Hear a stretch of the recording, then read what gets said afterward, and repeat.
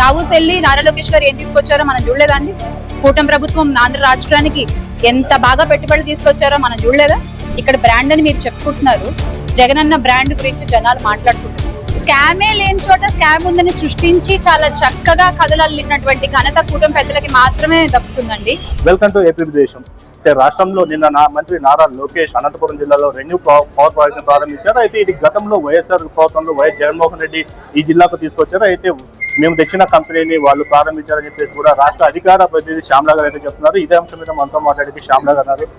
Madam చెప్పండి, అసలు నిన్న మంత్రి నారా లోకేష్ వచ్చేసి రెండు పోర్ట్ ప్రాజెక్ట్ ఇక్కడ శంకుస్థాపన చేశారు. అయితే మీరు గతంలో అది వైఎస్ జగన్మోహన్ రెడ్డి ఇచ్చారని చెప్పేసి చెప్తున్నారు, ఏంటి అసలు? నిజమే అండి. గతంలో వైఎస్ జగన్మోహన్ రెడ్డి గారు ముఖ్యమంత్రిగా ఉన్నప్పుడు 2019 నుండి 2024 మధ్య కాలంలో 2023లో జరిగినటువంటి సమ్మిట్ లో మనం నిన్న ఏదైతే శంకుస్థాపన చేశారో లోకేష్ గారు, ఆ ప్రాజెక్ట్ ని మనకి ఇక్కడ తీసుకురావడం జరిగింది. అలాగే దాంతో పాటుగా ఎన్హెచ్పిసి అండ్ అలాగే ఏపీ జెన్కో ఈ రెండింటి మధ్య 50-50 షేర్స్ తోటి 950 మెగావాట్స్ హైడ్రా పవర్ కార్పొరేషన్ వాళ్ళ దగ్గర నుంచి కూడా ఒక ప్రాజెక్ట్ మన అనంతపురం జిల్లాకి ఇవ్వడం జరిగింది. ఇవన్నీ కూడా వైఎస్ జగన్మోహన్ రెడ్డి గారు తీసుకొస్తే వీటితో పాటు Daikin, ATC tyres, wing tech ఇవన్నీ కూడా మన హయాంలో జగన్మోహన్ రెడ్డి గారు తీసుకొచ్చినటువంటి ప్రాజెక్ట్స్ ఇవి. వీటన్నిటిని ఈ రోజున వాళ్ళు మేము తీసుకొచ్చామంటే ప్రచారాలు చేసుకుంటున్నారు. అంటే ప్రచారాలు మీరు చేసుకోవచ్చు, కానీ వినే జనాలు వెర్రి వాళ్ళేం కాదు కదా, వాళ్ళకి తెలుసు కదా. దావూస్ వెళ్ళి తీసుకొచ్చారంట నిన్న ఆయన శంకుస్థాపన చేసిన ప్రాజెక్టు.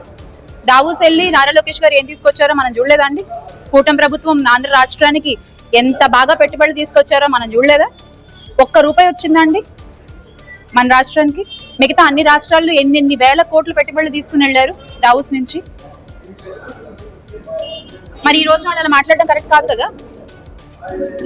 గత ప్రభుత్వంలో పారిపోయిన కంపెనీలన్నీ కూడా ఈ పొద్దు చంద్రబాబు బ్రాండ్ చూసేసి అమరావతికి వస్తున్నాయి, ఆంధ్రప్రదేశ్కి వస్తున్నాయని చెప్పేసి కూడా మంత్రి గొట్టిపాటి రవికుమార్ కూడా చెప్పిన పరిస్థితి.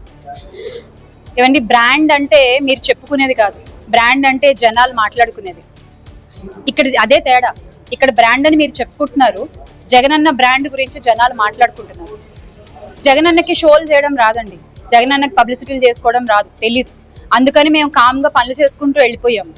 ఆ రోజున ఆన్లైన్ ద్వారా వీటన్నిటికీ కూడా ఆయన లాంచ్ చేయడం జరిగింది కరోనా ఎఫెక్ట్ వల్ల. సో ఈ రోజున దాన్ని ఒక సాకుగా పెట్టుకుని వీళ్ళు డైరెక్ట్ గా ఈ రోజు ఇక్కడికి వచ్చేసి మేము తీసుకొచ్చిన ప్రాజెక్టులు అంటే అది ఖచ్చితంగా కరెక్ట్ కాదండి.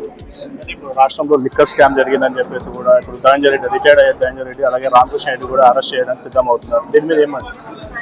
స్కామే లేని చోట స్కామ్ ఉందని సృష్టించి చాలా చక్కగా కథలు అల్లినటువంటి ఘనత కూటమి పెద్దలకి మాత్రమే దక్కుతుందండి.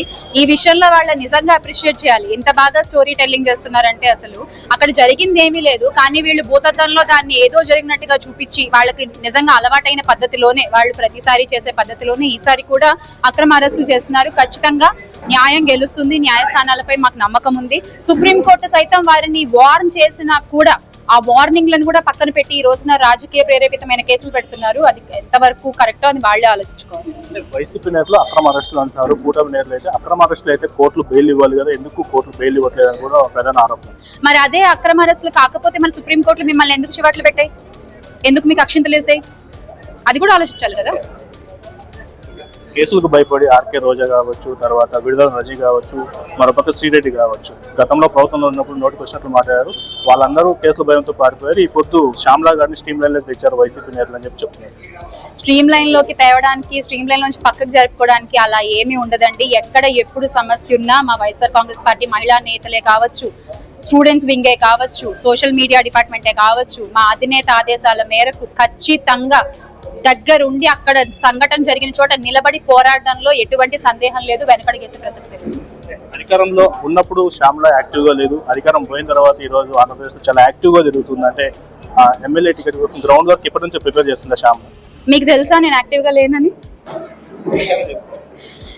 అధికారం ఉన్నప్పుడు అందరూ ఉంటారు, కష్ట సమయంలో ఎవరున్నారన్నది గుర్తుపెట్టుకోవాలి, అంతే. ఇది శ్యామ్లా గారు చెప్తున్నారు. అయితే కక్ష సాధింపు చర్యలో భాగంగానే కూటమి నేతలు వైసీపీ నేతల పైన కేసులు పెడుతున్నారని చెప్పేసి, కష్టంలో ఉన్నప్పుడు పార్టీ కోసం ఎంత దూరమైనా వెళ్తా అని చెప్పేసి శ్యామ్లా గారు చెప్పిన పరిస్థితి. నేను మీ రవితేజ, ఏబీపీ దేశం, అనంతపురం.